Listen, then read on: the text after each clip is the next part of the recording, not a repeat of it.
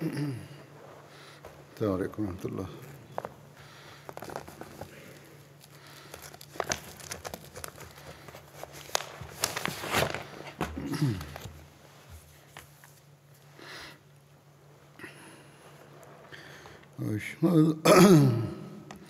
أشهد أن لا إله إلا الله وحده لا شريك له وأشهد أن محمدا عبده ورسوله أما بعد فأعوذ بالله من الشيطان الرجيم بسم الله الرحمن الرحيم الحمد لله رب العالمين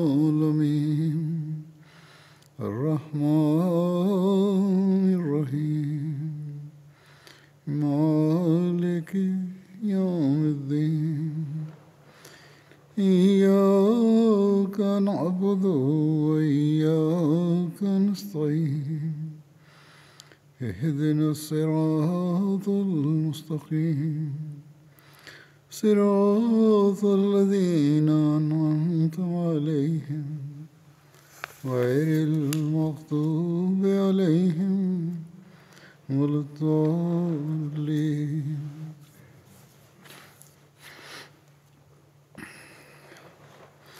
حضرت عثمان رضی اللہ عنہ کا ذکر چل رہا تھا. حضرت عثمان J'évoquais le calife Othman radhiyallahu anhu dans mes précédents sermons. Quel était son statut et comment les compagnons le considéraient-ils tant au cours du vécu du saint prophète Mohammed lui et après le décès du saint prophète Mohammed lui. Il existe un récit à ce sujet. Nafi relate d'Ibn Umar qu'à l'époque du saint prophète Mohammed lui, nous avions l'habitude de considérer les uns comme meilleurs que les autres.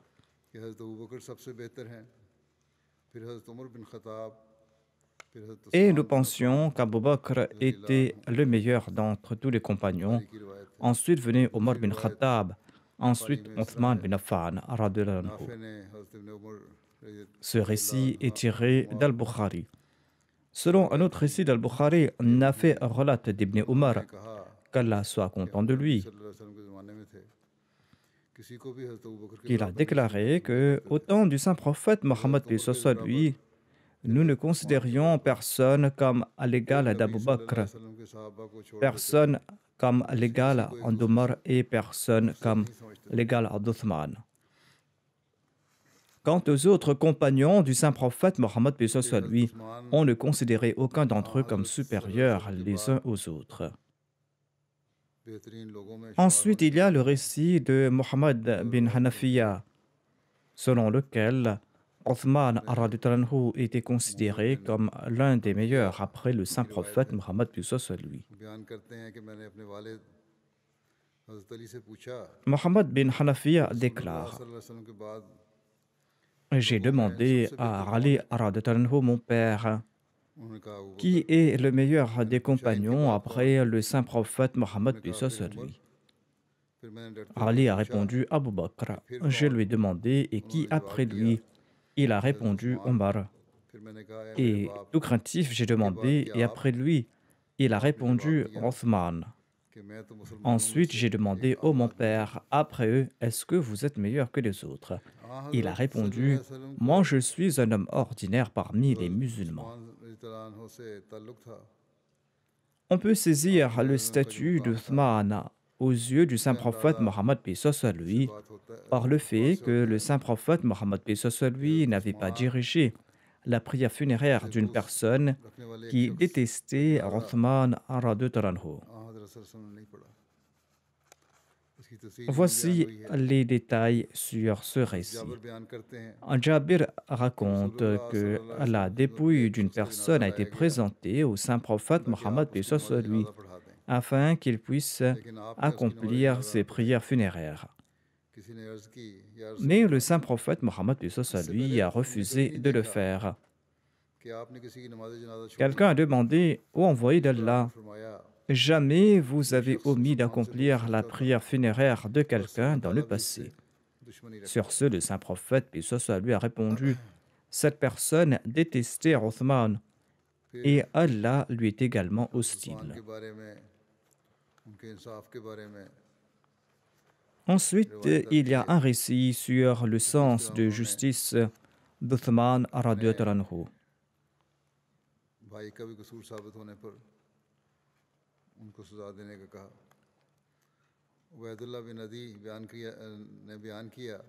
On lui avait demandé de punir son frère quand il a été reconnu coupable. Ubaydullah bin Adi relate que Miswar bin Makhrama et Abdurrahman bin Aswad bin Abd Yarous m'ont tous deux dit: pourquoi est-ce que vous nous interdisez de parler à Othman à propos de son frère Walid? Parce que les gens ont tellement dit à son propos, en raison de certains méfaits. Ubaydullah déclare: je suis parti voir Othman, il était sorti pour la prière. Je lui ai dit: j'ai un travail pour vous et ceci est pour votre bien. Othman m'a dit: bonhomme, est-ce Muammar qui t'a envoyé? Je pense que c'est lui qui t'a envoyé avec son message. Ensuite, Othman a déclaré: je cherche refuge auprès d'Allah contre vous. En entendant cela, Othman est parti. Ubaydullah bin Adi est retourné vers les autres. Par la suite, le messager d'Othman est venu vers lui et Ubaydullah déclare: je suis parti à sa rencontre. Othman m'a demandé: que souhaites-tu de bon pour moi? Ubaydullah bin Adi a répondu: Allah a envoyé le saint prophète Mohammed lui avec la vérité. Et Allah lui a révélé le livre. Et vous, Othman, vous êtes l'une de ces personnes qui ont accepté le message d'Allah et son messager. Et vous avez accompli 2 migrations et vous avez soutenu le saint prophète Mohammed lui et vous avez témoigné du comportement du saint prophète Mohammed lui.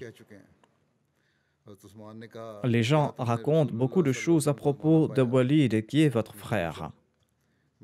Othman m'a demandé: as-tu vécu au temps du saint prophète Mohammed lui? Ubaydullah a répondu: non. Mais j'ai su tout cela à votre propos. Je n'ai pas vécu en ces temps, mais j'ai entendu à propos de l'époque du saint prophète Mohammed lui. Il s'agit des faits que même une femme vierge peut entendre derrière son voile. Othman a déclaré: par la suite, certainement, Allah a envoyé le saint prophète Mohammed lui avec la vérité. Et je suis de ceux qui ont accepté l'appel d'Allah et de son messager. Et j'ai cru en tout ce que le saint prophète lui est venu avec de la part de Dieu. J'ai accompli 2 migrations, comme tu l'as dit, et je suis resté avec le messager d'Allah, paix soit sur lui, et je lui ai prêté allégeance. Par Allah, jamais je n'ai désobéi au saint prophète, paix soit sur lui, et jamais je ne l'ai trahi, jusqu'à ce qu'Allah lui donne la mort. Oui, j'ai obéi à Abu Bakr, et j'ai aussi obéi à Omar de la même manière. Puis j'ai été élu calife. Eh bien, n'ai-je pas le même droit que les 2 premiers califes? Ubaydullah a répondu: pourquoi pas? Othman a ajouté: alors pourquoi est-ce que vous me tourmentez de temps à autre?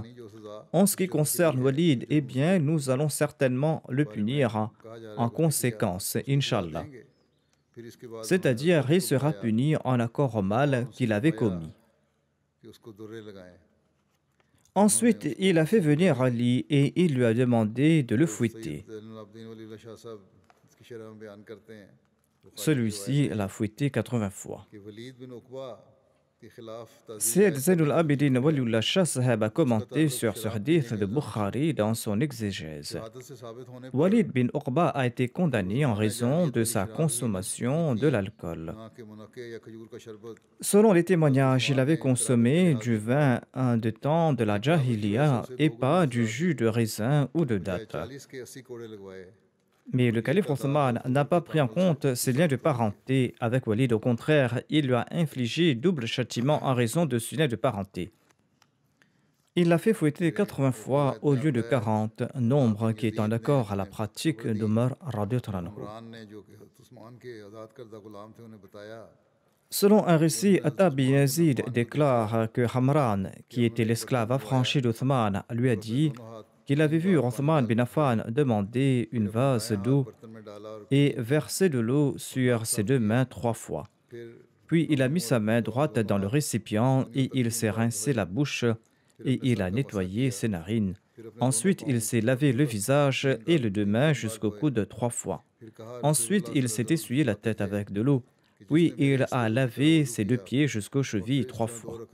Ensuite, il a déclaré, le saint prophète Mohammed lui a déclaré que celui qui a effectué ses ablutions comme je l'ai fait, et ensuite accompli 2 rakats de prière sans parler de son âme, eh bien, il aura tous ses péchés antérieurs pardonnés.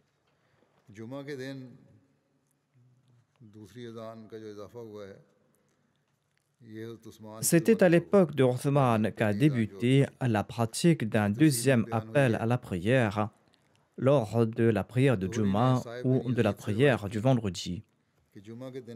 Il s'agit à présent du premier appel lancé. Zuhri relate sur l'autorité de Saïb bin Yazid qu'au temps du saint prophète Mohammed lui, au temps d'Abu Bakr et de Omar, le premier appel à la prière lors de l'office de la prière du vendredi était lancé lorsque l'imam se plaçait sur la chaire. À l'époque du calife Othman, quand le nombre de fidèles a augmenté, eh bien, on a commencé à lancer un 3e appel à la prière à Zohra. Abu Abdullah explique que Zohra est un lieu dans le marché de Médine.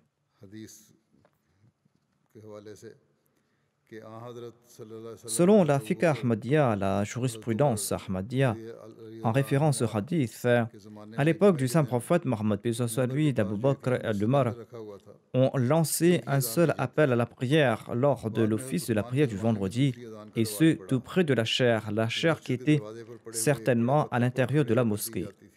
Plus tard, à l'époque d'Othman, la pratique du 2e appel était en vogue.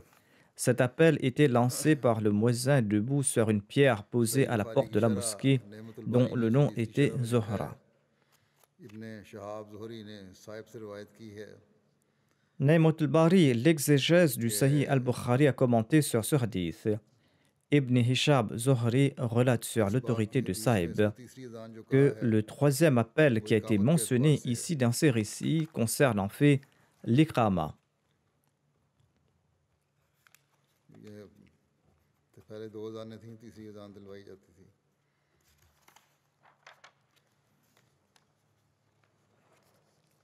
Il y avait ces 2 appels dans un premier temps, puis un 3e appel a été lancé.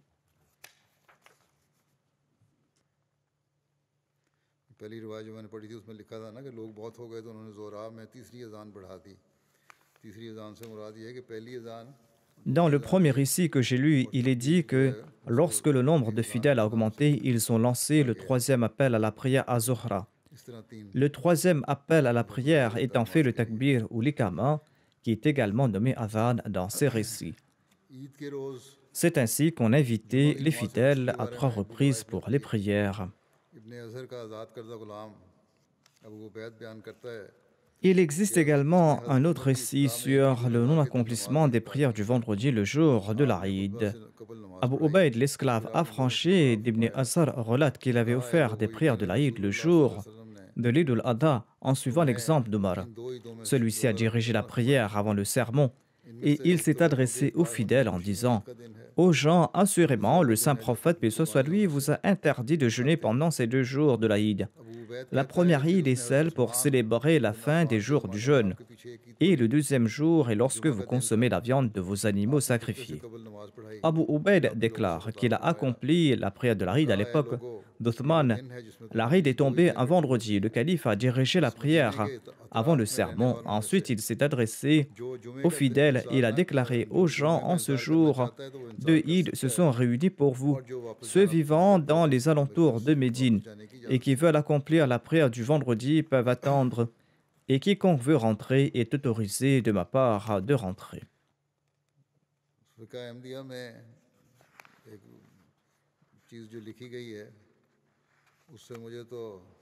Je n'ai pas encore trouvé des preuves claires à propos de ce qui suit dans la jurisprudence de la communauté Ahmadiyya. Il est dit dans un récit que si la prière du vendredi et la prière de l'Aïd tombent le même jour, on n'aura pas à offrir la prière de Juma ou la prière de Zuhr après les prières de l'Aïd. On n'aura qu'à accomplir les prières d'Asr qui seront offertes à l'heure prévue. Ata bin Rabah relate qu'une fois les prières de Juma et de l'Aïd sont tombées le même jour. Abdullah bin Zubair a déclaré que deux Eid ont été rassemblés en une journée et ces prières seront accomplies ensemble. Il a accompli 2 rakats de prière avant midi et après cela, il n'accomplit aucune prière avant la prière d'Asr. Autrement dit, seules les prières d'Asr ont été offertes ce jour-là. Ceci exige des recherches supplémentaires. Feu le 4e calife avait également exigé qu'on fasse des recherches à ce propos.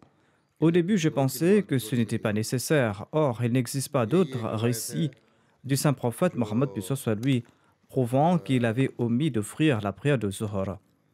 Il n'existe qu'un seul récit qui nous vient d'Abdullah bin Zubair.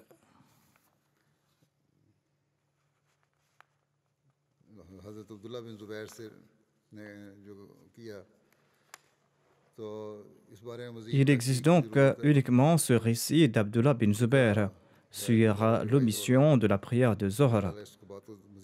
En tout cas, plus de recherches sont nécessaires à ce sujet.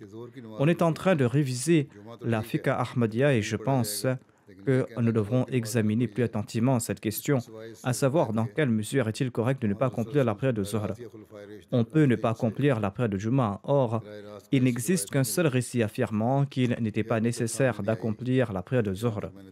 Mais il n'existe aucun récit venant directement du saint prophète Mohammed lui ou de ses califes bien guidés à ce propos, à la lumière des recherches que j'ai demandé d'effectuer.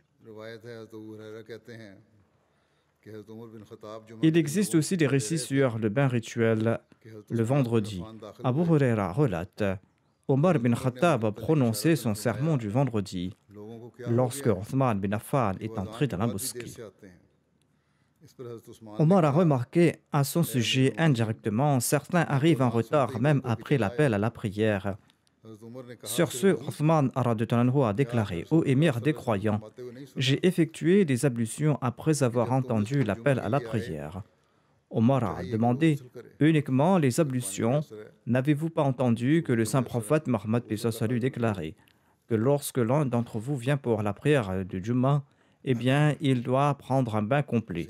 Il est important de prendre un bain complet si l'eau est disponible ainsi que si les aménités sont disponibles. Il existe très peu de hadiths marfou relatés par Othman dans les recueils de hadiths comparés aux autres compagnons. Le nombre total de ces récits est de 146, dont 3 qui sont muttafiq alayhi. C'est-à-dire, ces hadiths se trouvent à la fois dans le Sahih al-Bukhari et dans le Sahih Muslim. Il y a 8 récits qui sont mentionnés dans Bukhari et 5 dans Muslim. Ainsi, il y a un total de 16 hadiths mentionnés dans les 2 Sahih. La raison de la rareté de ces hadiths est que Othman était extrêmement prudent dans les récits de ces hadiths. Il avait l'habitude de dire que ce qui m'empêche de relater les hadiths du saint prophète Mohammed lui est que ma mémoire n'est pas aussi bonne que celle des autres compagnons. Il explique qu'il ne relate pas des hadiths de peur que sa mémoire ne soit pas aussi bonne que celle des autres compagnons et que ses paroles ne soient pas exactes. Mais Othman ajoute que je témoigne que j'ai entendu le saint prophète Mohammed lui déclarer que quiconque m'attribue ce que je n'ai pas déclaré aura l'enfer pour demeure.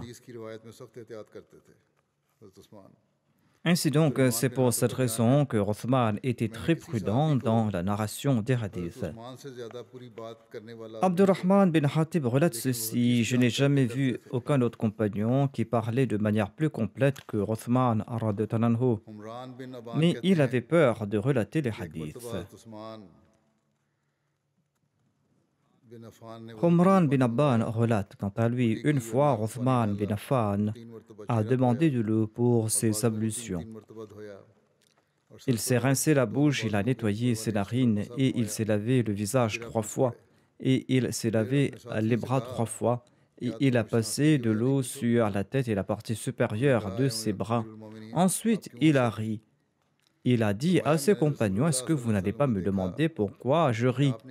Les autres ont demandé: ô émir des croyants, pourquoi avez-vous ri? Il a déclaré: j'ai vu le saint prophète Mohammed lui demandant de l'eau dans cet endroit. Puis il a effectué ses ablutions de la même manière. Ensuite il a ri. Ensuite il a dit à ses compagnons, le saint prophète a dit à ses compagnons: est-ce que vous n'allez pas me demander pourquoi j'ai ri?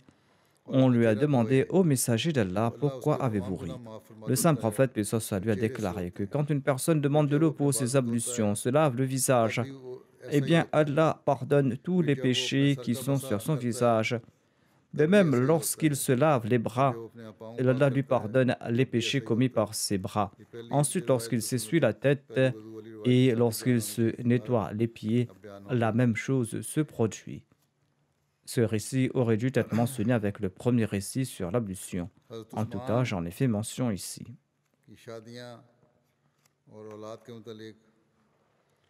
Voici les récits sur les mariages et les enfants du calife Othman.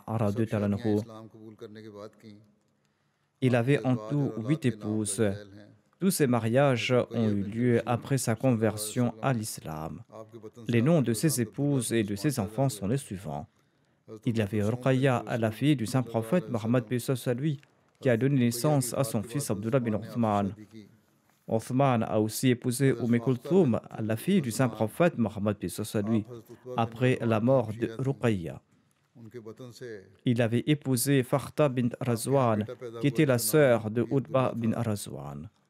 De cette union est né un fils qui s'appelait Abdullah. Et on disait de lui qu'il était Abdullah al-Asghar. Ensuite, il s'était marié à Amr bint Jundub Asadiya, qui a donné naissance à Amr Khalid, Abban, Omar et Maryam. Il avait aussi épousé Fatima bint Walid Makhzoumiya, qui a donné naissance à Walid, Saïd et Saïd. Othman bin Affan s'était aussi marié à Banin bin Oyayna bint Hisn Hazariya. Et de ce mariage est né son fils Abdul Mulk. Othman bin Affan s'était aussi marié à Ramla bint Shayba bin Rabiya. Elle a donné naissance à Aïcha, Abban et Amr. Il s'était aussi marié à Naila bint Farafisa bint Ahfas. Elle était chrétienne mais s'était convertie à l'islam avant son mariage et elle s'est avérée être une très bonne musulmane. Elle a donné naissance à sa fille Maryam. On dit qu'un fils nommé Ambassa est également né de ce mariage. Selon un récit, lorsque Othman est tombé à martyr, les 4 épouses suivantes étaient avec lui. Il y avait Ramla, Naila, Banin et Fakhta. Selon un autre récit, pendant les jours du siège, Othman s'était divorcé al-Banin.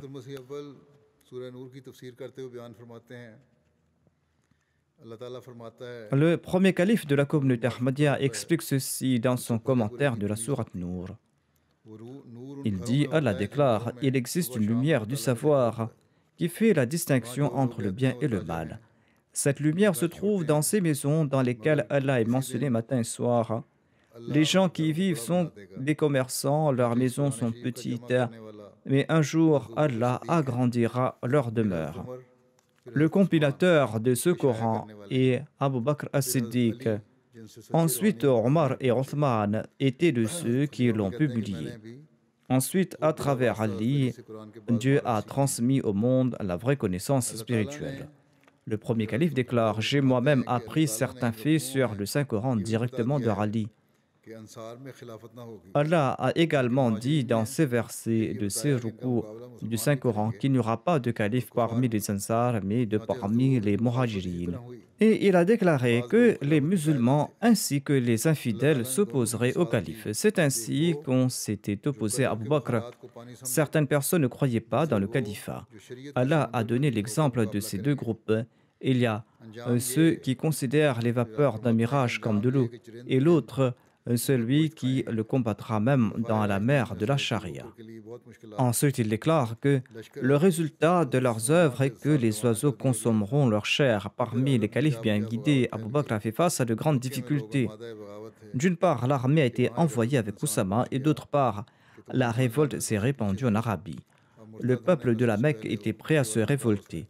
Là-bas, un sage leur a dit: vous étiez les derniers à croire et vous êtes maintenant les premiers à apostasier. Cela les a ramenés à la raison. Ensuite, le premier calife déclare: le groupe mentionné dans Idha Fariqum minhum mu'ridun n'a jamais été victorieux et n'a jamais joui de l'aide de Dieu, ni à l'époque d'Abu Bakr, à l'époque de Omar, à l'époque de Othman ou de Ali. Ce groupe n'a jamais eu de succès. Mais l'autre camp qui déclare Samirna wa ta'na, nous avons entendu et nous avons obéi, a toujours triomphé. Par conséquent, le Saint-Coran a déclaré: voilà ceux qui auront le salut. Le Messie premier l'Islam explique: personne ne pourra mériter le titre de véritable musulman et de croyant sans posséder les qualités d'Abu Bakr, d'Omar, d'Othman et d'Ali. Ces hommes n'étaient pas épris de ce monde, mais avaient consacré leur vie à Dieu. Ensuite, il déclare: le grand Siddiq, Omar al-Farouq, Dhun Nurayn, c'est-à-dire le calife Othman et Ali al-Murtada, étaient tous sans nul doute les garants de la religion. Le Messie premier l'Islam déclare: Abu Bakr était le deuxième Adam au sein de l'islam. De même, si Omar al-Farouq et si Othman n'étaient pas les véritables garants de la religion, il aurait été difficile pour nous d'affirmer qu'un seul verset du Saint-Coran vient de la part de Dieu. Ensuite, le Messie premier l'Islam explique: par Dieu, Allah a fait de ces deux chers, à savoir Abu Bakr et Omar, et le troisième qui est le Dhun Nurayn, les portes de l'islam et l'avant-garde de l'armée du saint prophète Mohammed soit lui. Ainsi donc, quiconque nie leur grandeur, quiconque méprise leurs arguments définitifs et quiconque ne les respecte pas, mais qui les insulte et les calomnie, eh bien, je crains que celui-là aura une mauvaise fin, et je crains aussi la perte de sa foi. Ceux qui ont nui à ces califes, ceux qui les ont maudits, ceux qui les ont calomniés, eh bien, ceux-là se sont endurcis leur cœur et ils se sont attirés la colère du Dieu qui est très miséricordieux. J'en ai fait l'expérience à maintes reprises et j'ai ouvertement déclaré que la haine et le ressentiment à l'égard de ces nobles personnages est le plus grand moyen de couper sa relation avec le Dieu miséricordieux. Quiconque haït ces saints personnages se ferme toutes les voies de la miséricorde divine et de la compassion de Dieu. Les portes du savoir et de la gnose ne lui seront pas ouvertes, et Allah le laissera s'empêtrer dans les plaisirs et les convoitises de ce monde, et le laissera tomber dans les fosses des désirs charnels. Allah éloignera pareille personne de son seuil et le privera de sa proximité. Ensuite, le Messie premier salam explique: après le saint prophète Mohammed paix soit sur lui, tout ce que l'islam acquis fut par l'entremise de ses trois compagnons, à savoir Abu Bakr, Omar et Othman. S'adressant ensuite aux chiites, le Messie premier salam déclare: comment répondre à vos infâmes insultes? Vous insultez tous les compagnons, sauf quelques-uns. D'ailleurs, vous maudissez les mères des croyants, les épouses bénies du saint prophète Mohammed paix soit sur lui. De plus, vous croyez qu'ils ont ajouté ou enlevé des parties du Saint-Coran et qu'il s'agit de l'écrit d'Othman et non de Dieu. Vous considérez l'islam comme un champ abandonné, un champ dont la terre est aride et sans verdure, c'est-à-dire une terre qui est dénuée des élus de Dieu.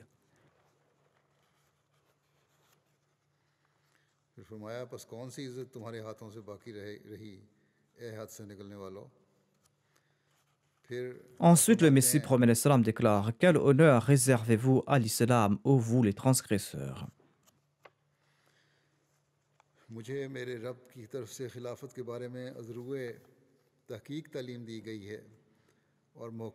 Le Messie promet l'islam déclare: mon Seigneur m'a accordé une connaissance profonde sur le califat.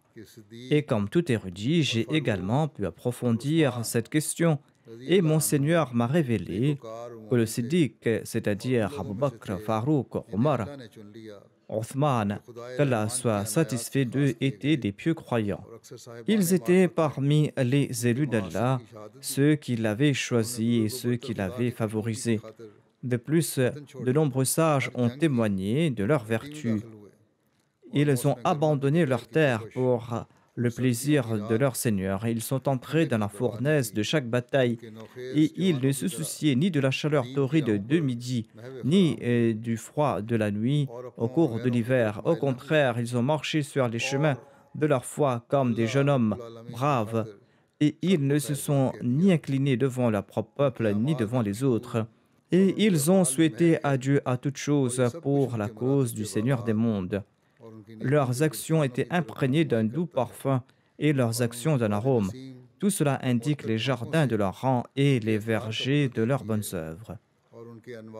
De même, les brises aromatiques de leur vent doux et odorant révèlent leur subtile qualité et leur lumière se manifeste à nous dans tout son éclat. Ainsi, vous devez déterminer leur rang illustre à travers l'arôme de leurs œuvres et ne pas faire preuve de hâte à leur égard et ne pas suivre ceux qui doutent de leur personne.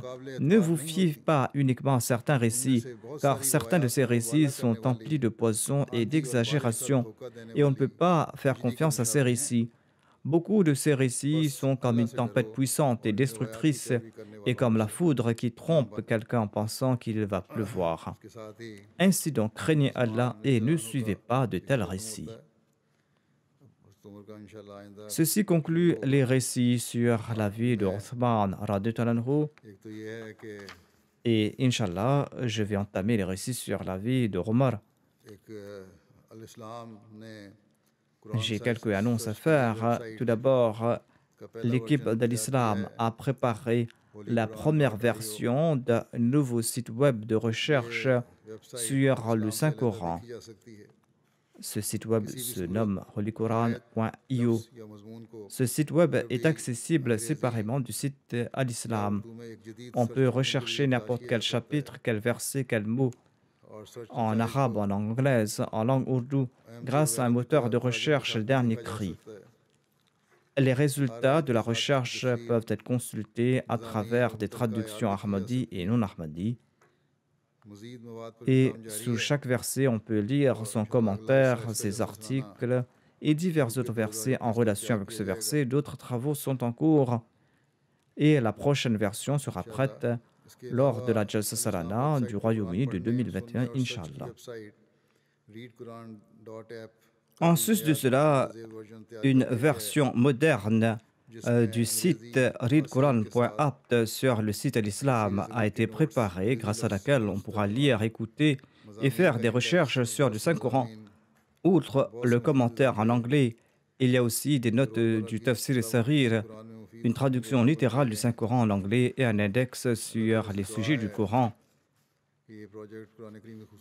Ce site inclut d'autres fonctionnalités qui seront bénéfiques pour la récitation quotidienne du Saint-Coran. Qu'Allah fasse que ce projet puisse répandre les beaux enseignements du Saint-Coran dans le monde et que les membres de la Jamaat en tirent profit. Je voudrais également vous demander de prier pour les Ahmadis du Pakistan, qu'Allah améliore leurs conditions et qu'Allah leur facilite la vie. De même, qu'Allah accorde fermeté et constance aux Ahmadis de l'Algérie et qu'il améliore leurs conditions, les conditions qu'ils doivent endurer et qu'il change leur situation. Je vais mentionner des détails sur certaines personnes décédées récemment et je vais offrir leur prière funéraire en absence de leur dépouille. Je reçois de nombreuses demandes et il est difficile de présenter les détails de chaque défunt ici. Cependant, j'en mentionnerai quelques-uns ici, mais j'ai inclus le reste des prières funéraires sans mentionner les noms des défunts. Qu'Allah accorde son pardon et sa miséricorde à toutes ces personnes décédées. Je présente ici-bas les détails sur les personnes décédées. Parmi eux se trouvait le respecté Mohammad Sadiq Saheb Durgaram Puri. Mohammad Sadiq Saheb Durgaram Puri de Dhaka du Bangladesh. Il est décédé le 14 novembre 2020 à l'âge de 75 ans. Inna lillahi wa inna ilayhi raji'un. En sus de ses divers services, il a aussi servi pendant une longue période en tant que secrétaire national au Waqf-e-Naw. Il se rendait dans les Jamaat lointaines pour organiser des cours avec les Waqifin-e-Naw et leurs parents. Et tant que sa santé le lui permettait, il fréquentait régulièrement la mosquée. Il était moussi et il laisse derrière lui son épouse, 3 fils et une fille. La prochaine défunte se nomme Mukhtara Bibi Sahiba, épouse de Rashid Ahmad Athol Saheb de Darul Yamam à Rabwa. Elle était la belle-mère de Naïb Bajwa Saheb qui sert comme directeur de la Jamiat al-Mubashirin du Burkina Faso. Elle est décédée le 16 janvier dernier. Inna lillahi wa inna ilayhi raji'un. Elle a servi au sein de la Majlis Amla de la Lajna de la Darul Yaman Gharbi pendant 17 ans. Elle a eu l'occasion de consentir à de grands sacrifices pour divers projets dans différents pays et elle a sacrifié des centaines de milliers de roupies. Quelques heures avant sa disparition, lorsqu'elle a pris conscience, elle a demandé d'apporter ses bracelets et elle a demandé à son fils de vendre ses bracelets qui étaient d'une valeur de 350 000 roupies et d'offrir cette somme à Sadr Saheb pour qu'il puisse installer une antenne parabolique de la MTA. 2 de ses fils étaient décédés en 1995 suite à un accident de voiture en Allemagne et la défunte a enduré cette perte avec une grande constance. Elle ne parlait jamais de cet incident, elle ne s'était jamais plainte et elle était satisfaite de la volonté de Dieu. Et elle a fait preuve d'une grande patience. Elle avait une grande passion et un grand désir pour la prédication et elle voyageait beaucoup dans les environs de Rabwa pour prêcher le message de l'Ahmadiyya. Elle avait une grande passion pour le Saint-Coran. En sus de réciter régulièrement le Saint-Coran, elle enseignait également le Saint-Coran et la Yasan al-Quran aux enfants du quartier. Elle était moussia et elle laisse derrière elle son mari, un fils et 4 filles. 3 de ses filles résident à Londres, une de ses filles est au Burkina Faso. Ces filles qui sont ici sont en train de servir la Jamaat. Qu'Allah lui accorde son pardon. Ensuite, je vais diriger la prière funéraire de Mansour Ahmad Shad, qui est décédé le 17 janvier dernier à l'âge de 82 ans. Inna lillahi wa inna ilayhi raji'un. Son père avait embrassé l'Ahmadiyya en 1903, lorsque le Messie premier l'Islam s'était rendu à Jahlam pour le procès de Karamdin. Shad Saheb, quant à lui, avait déménagé à Karachi en 1956, où il a servi en tant que caïd du district de Karachi, et il a effectué un travail exceptionnel sous l'égide de la Khuddam al-Ahmadiyya. Ensuite, il a servi en tant que président local de Dirk Road Colony. Il a servi comme Naib Amir de Karachi.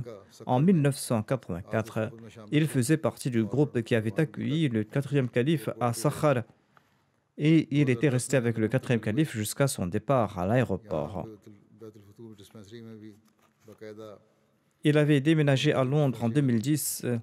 Il faisait du bénévolat au dispensaire homéopathique de Beit el-Foutou. Au moment de sa disparition, il servait comme secrétaire Tarbiyat et secrétaire Tarbiyat pour les nouveaux convertis de la Jamaat de Norbury. Il était moussi par la grâce de Dieu. 3 de ses petits-fils sont missionnaires et ils servent ici au Royaume-Uni. qu'Allah lui accorde son pardon et sa miséricorde.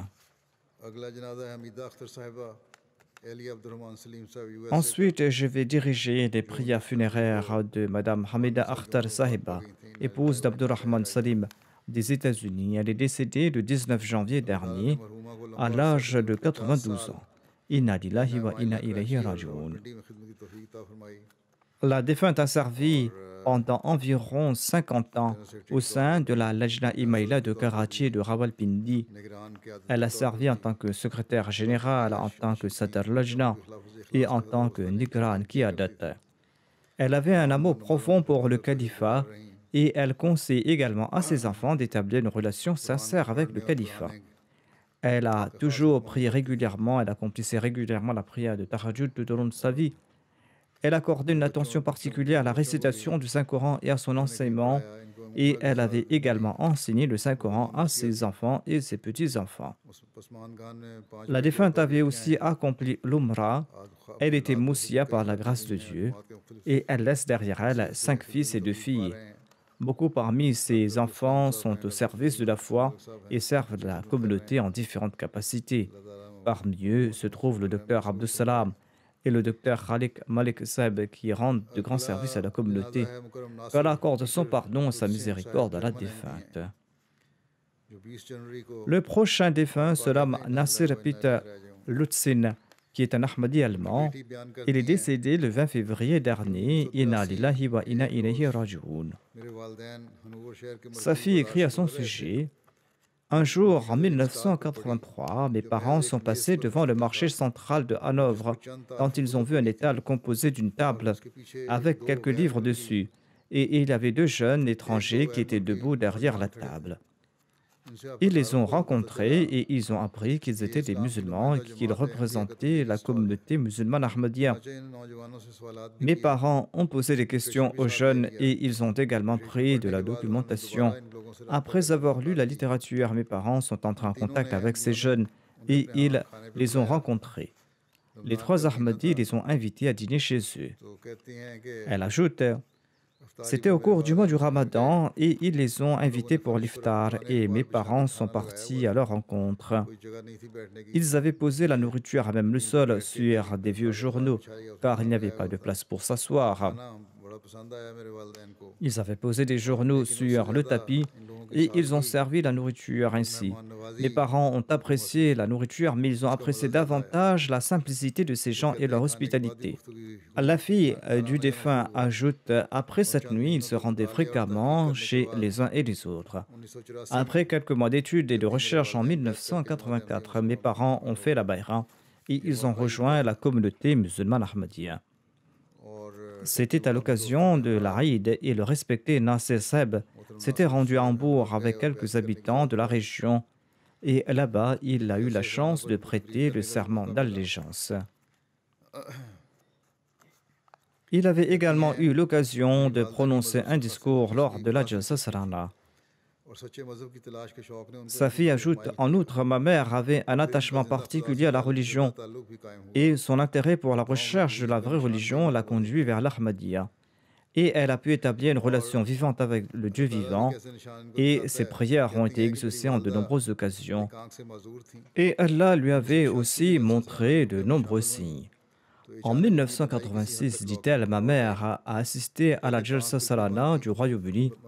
Elle avait perdu l'usage d'un de ses œils. Et lors de la Jalsa Salana, une partie de sa vision s'est rétablie. Elle était incapable de voir avec cet œil. Cependant, peu à peu, elle a commencé à voir. Celui qui a perdu complètement l'usage d'un œil, eh bien, cela n'est rien de moins qu'un miracle lorsque sa vision se rétablit après 11 ans. C'était uniquement le résultat des prières et du fait qu'elle avait assisté à la Jalsa Salana. À Londres, un jour, elle logeait chez une Ahmadi allemande du nom de Khatija. Un jour, dit sa fille, mes parents sont partis de la maison pour faire du tourisme et sont partis un peu loin et ils ont oublié le chemin de retour.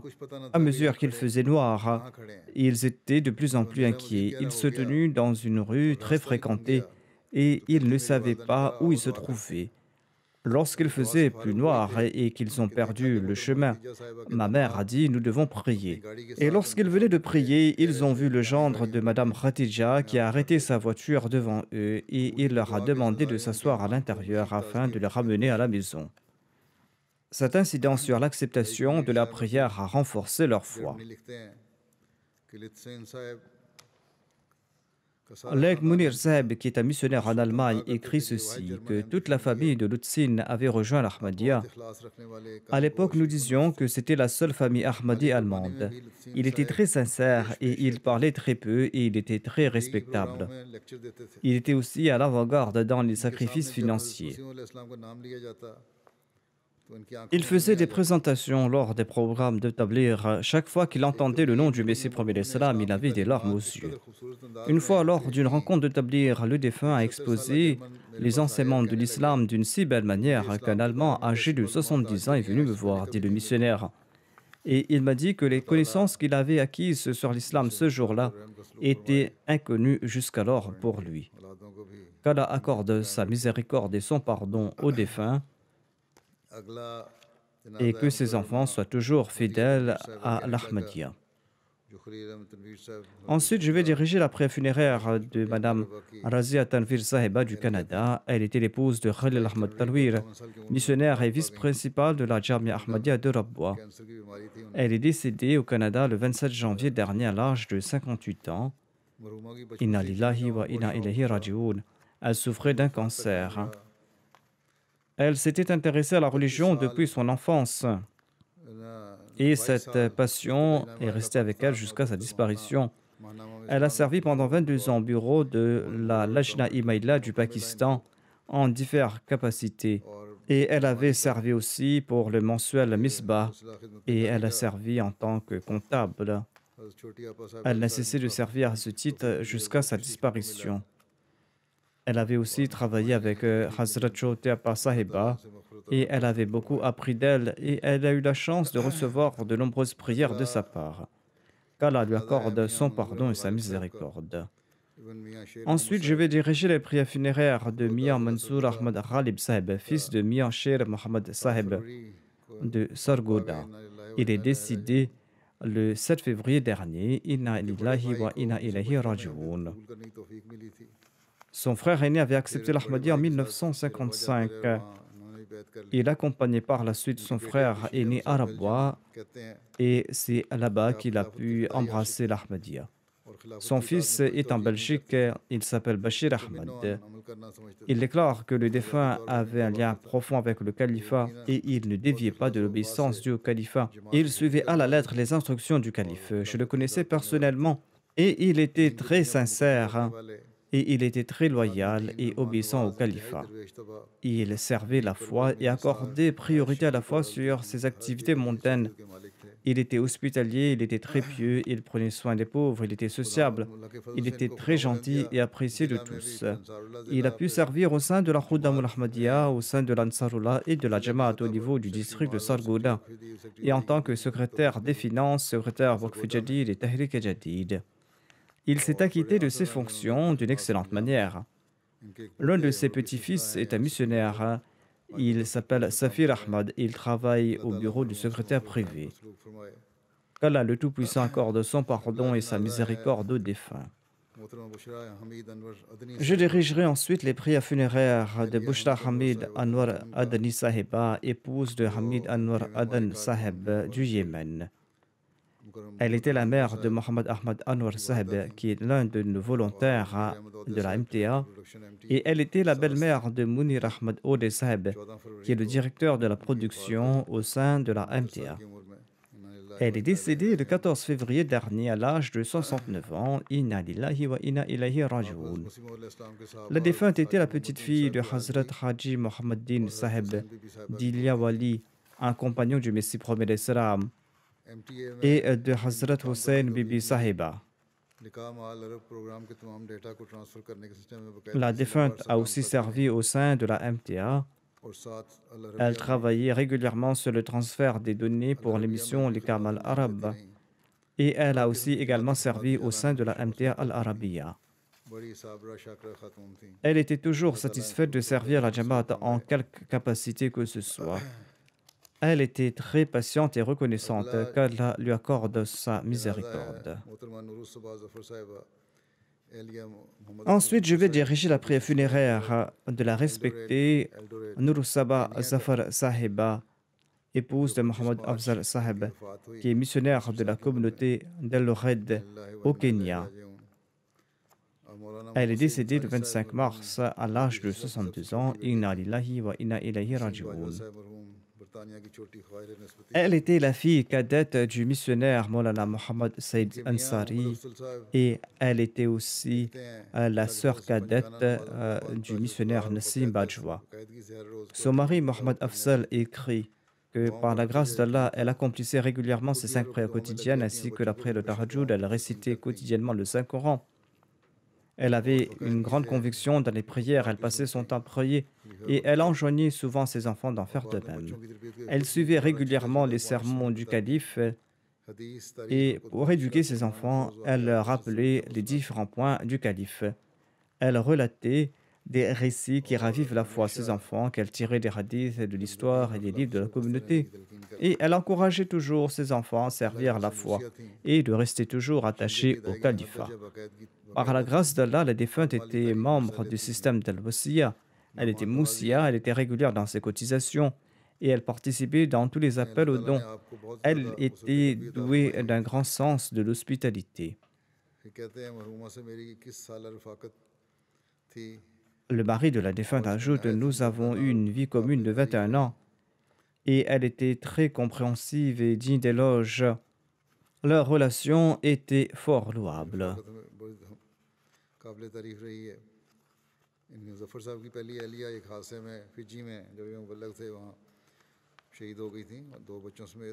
La première épouse de M. Zafar est tombée en martyre aux îles Fidji. Elle était décédée lors d'un accident avec ses 4 enfants, 3 filles et un fils. Zafar Saheb s'était marié une 2e fois. La défunte s'est occupée, telle une mère, des 2 premières filles de son mari. Et ces filles en ont fait témoignage, elles ont relaté qu'elles ne s'étaient jamais rendues compte qu'elles n'étaient pas leur mère biologique. Elles les ont toujours bien éduquées et elle les a aidées à faire leurs études. Le mari de la défunte ajoute: elle a toujours fait de son mieux pour elle et elle se comportait aussi de manière très noble à l'égard de la famille de mon épouse défunte. La fille de Zafar Saab écrit que lorsqu'elle est arrivée dans notre vie, elle était telle une lueur, un soutien et telle une mère très gentille. Elle nous a donné beaucoup d'amour et jamais nous avons ressenti le manque de notre mère biologique.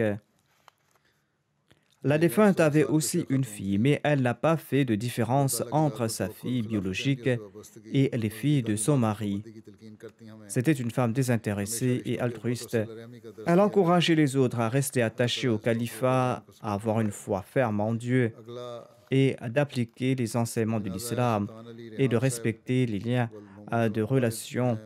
Qu'Allah fasse preuve de pardon et de miséricorde à l'égard de la défunte. Je vais diriger aussi la prière funéraire de Sultan Ali Rehan, le père de Mohamed Ahmad Naïm Saeb, qui est un missionnaire et qui sert au sein du bureau arabophone central au Royaume-Uni.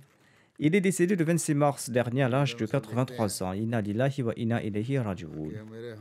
Mohamed Ahmad Naïm Saeb écrit que mon oncle paternel avait fait la bayra en 1958 après avoir fait des recherches. Il avait ensuite transmis le message de l'Ahmadi à mon père et l'a invité à participer à la Jalsa Salana de Rabwa. Par la grâce d'Allah, après avoir lu un ou deux livres, mon père a également fait la bayra. Après la bayra, les deux frères ont fait face à une vive opposition et on a même tenté de les tuer, mais Allah les a protégés. Les mollahs venaient dans le village pour provoquer les habitants, disant que vous n'arrivez même pas à tuer deux personnes. En dépit de cela, Allah les a protégés, mais ils ont toujours maintenu de bonnes relations avec leurs proches non-Ahmadis et les villageois, et ce jusqu'à la fin. Malgré leur inimitié, ils faisaient montre d'un comportement noble à leur égard. Le défunt avait 2 fils et 6 filles. Qu'Allah accorde son pardon au défunt. Mohamed Ahmad Naïb n'a pas pu participer aux funérailles de son père. Ensuite, je vais diriger la prière funéraire de Maulvi Ghulam Qadir, qui était un missionnaire et qui était originaire de Calaban, de Rajouri, de la région du Jammu et de Cachemire. Il est décédé le 26 mars à l'âge de 56 ans. Inna lillahi wa inna ilayhi raji'un. L'Ahmadiyya a été introduit dans la famille du défunt Maulvi Ghulam Qadir par l'intermédiaire de son grand-père Bahadur Ali. 13 membres de sa famille sont en train de servir à la communauté par la grâce d'Allah. En tant que missionnaire, le défunt a pu servir pendant 34 ans et 6 mois. Là où il a été affecté, il a rempli ses responsabilités avec beaucoup d'efforts et il a fait preuve d'un grand dévouement jusqu'à la fin. Il avait une bonne maîtrise des sujets concernant le tablir et il faisait toujours preuve de persévérance face aux soucis et à l'opposition. Il était un missionnaire très patient, reconnaissant. Il laisse derrière lui une épouse, 3 fils et 2 filles. Un de ses fils, Bashiruddin Qadir, étudie à la dernière année de la Jamia Ahmadiyya de Qadian. Qu'Allah lui accorde son pardon. Ensuite, je vais diriger la prière funéraire de Madame Mahbouda Begum, épouse de Mohamed Sadiq Arif, Darwish de Qadian. Elle est décédée le 1er avril dernier à l'âge de 85 ans des suites d'une crise cardiaque. Inna lillahi wa inna ilayhi raji'un. La défunte était la petite fille de Hazrat Qazi Ashraf Ali, compagnon du Messie premier l'Islam, originaire d'Alipur Khera, du district Manipur, de la région de Talpadresh, et elle était la fille de feu Qazi Shahad Bakhsh. Elle avait épousé feu Mohamed Arif Sadiq Darwish. Et durant cette période de Darwish, la défunte est restée aux côtés de son mari et a fait preuve d'une grande patience et elle était très reconnaissante. Même en période de famine, elle a toujours démontré une patience exemplaire et elle n'a jamais montré à qui que ce soit qu'elle traversait une période difficile. Elle accomplissait régulièrement ses prières et même lorsqu'elle était malade et proche de la mort, elle était soucieuse de ses prières. Elle avait un grand respect pour la récitation du Saint-Coran et elle était régulière dans ses cotisations. Elle avait une relation très solide avec le califat et encourageait aussi ses enfants à nourrir pareille relation. La défunte était Moussia, elle laisse derrière elle 3 fils et 2 filles. Qu'Allah fasse preuve de pardon et de miséricorde à l'égard de la défunte. Ensuite, je vais diriger la prière funéraire de Khalid Saadullah, originaire d'Égypte. Il est décédé quelque temps de cela à l'âge de 60 ans. Inna lillahi wa inna ilayhi raji'un. Il était le premier Ahmadi de sa famille. Il était très sincère, régulier dans ses prières et ses cotisations. Il était respectueux de la Nizam et Jamaat. Il était très jovial, hospitalier et sociable. Il était très doux et il parlait très peu. Les propos du calife avaient rang de parole ultime pour lui. Il suivait régulièrement la MTA, en particulier le sermon du vendredi. Qu'Allah lui accorde son pardon et sa miséricorde. Ensuite, je vais diriger la prière funéraire de Mohamed Mounir, originaire de Darul Fazal de Rabwa. Il est décédé le 1er avril à l'âge de 73 ans. Inna lillahi wa inna ilayhi raji'un. Il avait fait la bayra en 1972 sur les mains du 3e calife. Le reste de sa famille n'avait pas rejoint la Jamaat. Il a été torturé et on l'avait contraint à abandonner l'Ahmadiyya. En 2003, pour le convaincre d'abandonner l'Ahmadiyya, les membres de sa famille lui avaient même offert de l'argent à ses enfants afin qu'il n'ait pas besoin de travailler, mais il était fermement attaché à l'Ahmadiyya. Sa fille, Qamar Munir Sahiba, est l'épouse d'un de nos collaborateurs qui a dédié sa vie pour la communauté qui est ici à Islamabad. Un de ses fils est Tahir Wakas. Il a dédié sa vie. Qu'Allah fasse preuve de pardon et de miséricorde à l'égard du défunt. Il était quelqu'un de très pieux, de très sincère. Il était toujours très souriant. Il ne se mettait jamais en colère et il offrait régulièrement ses 5 prières quotidiennes. Il était régulier dans ses cotisations. L'un de ses proches se nomme Sayyidul Rahman. Il écrit que mon père l'avait formé à son travail car ses proches dont Ahmadi l'avaient rejeté. Et il avait rejoint mon père dont le magasin était proche. Mon père l'avait formé dans son magasin et il résidait chez lui. Et il se rendait régulièrement à la mosquée pour prier. Et il était toujours au premier rang de la mosquée. Et il avait pris tellement goût à la prédication que souvent avec son épouse, il se rendait dans le village voisin de Rabwa pour transmettre le message de l'Ahmadiyya. Qu'Allah accorde son pardon et sa miséricorde à l'égard du défunt. Ensuite, je vais diriger la prière funéraire de Nazir Ahmad, qui est enseignant et qui était originaire de Darul Barkat de Rabwa. Il est décédé le 4 avril dernier à l'âge de 80 ans. Inna lillahi wa inna ilayhi raji'un. Le premier Ahmadi de sa famille était Mia Omardin, fils de Mia Karamdin de Data ZK de Sialkot. Il a reçu la direction à l'âge de 15 ans. Il a fait la Bayra en 1914 ou 15 lors de la Jalsa Salana sur les mains du deuxième calife. Il a été guidé à travers un rêve.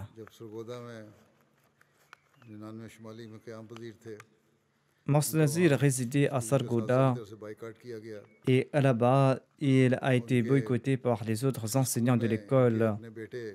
Dans cet établissement, son fils Nasir Ahmad, âgé de 9 ans, a été blessé d'un coup de couteau par un autre élève. Le défunt Nazir a fait preuve d'une grande patience. Par la suite, son fils a eu la vie sauve, mais il est décédé des suites d'une fièvre.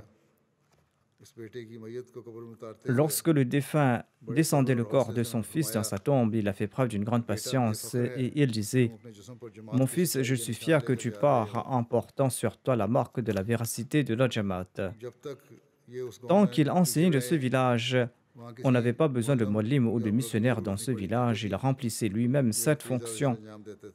Il a ensuite été affecté tout près de Rabwa et il avait donc déménagé à Rabwa, où il a eu l'occasion de servir la communauté. Il a enseigné le Saint-Coran à d'innombrables garçons et filles et il avait appris les règles de la récitation du Saint-Coran par Qari Ashik et par la suite il dispensait des cours de récitation du Saint-Coran dans son quartier.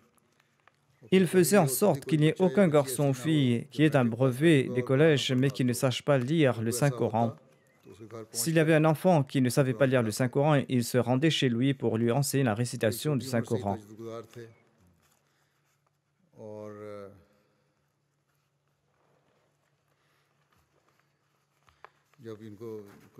Et il offrait la prière de Tahajjud depuis son jeune âge. En raison de la pandémie du coronavirus, lorsqu'il y a eu des restrictions à Rabwa, eh bien, il ne pouvait plus partir à la mosquée parce qu'on avait interdit les mosquées à ceux qui avaient plus de 60 ans.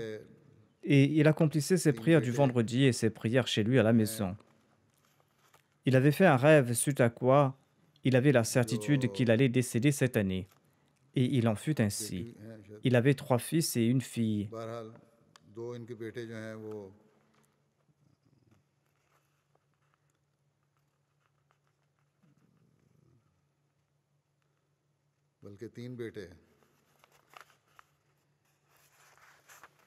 Ces 3 fils ont dédié leur vie. Un de ses fils, Aziz Saheb, est en train de servir ici à Islamabad. Un autre de ses fils se nomme Nassim Ahmad. Il est missionnaire à Rabwa. Et son 3e fils, Sayyid Ahmad Adil, est missionnaire au Nigeria. Et il n'a pas pu se rendre aux funérailles.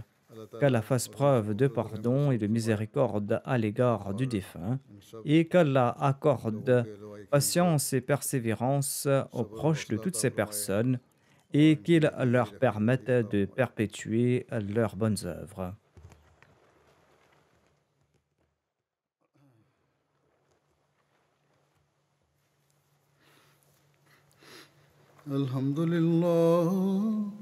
الحمد لله نحمده ونستعينه ونستغفره ونؤمن به ونتوكل عليه ونعوذ بالله من شرور أنفسنا ومن سيئات أعمالنا من يهده الله فلا مضل له ومن يضلل فلا هادي له ونشهد أن لا إله إلا الله ونشهد أن محمدا عبده ورسوله عباد الله رحمكم الله إن الله يأمر بالعدل والإحسان وإيتاء ذي القربى وينهى عن الفحشاء والمنكر والبغي يعظكم لعلكم تذكرون اذكروا الله يذكركم وادعوه يستجب لكم ولذكر الله أكبر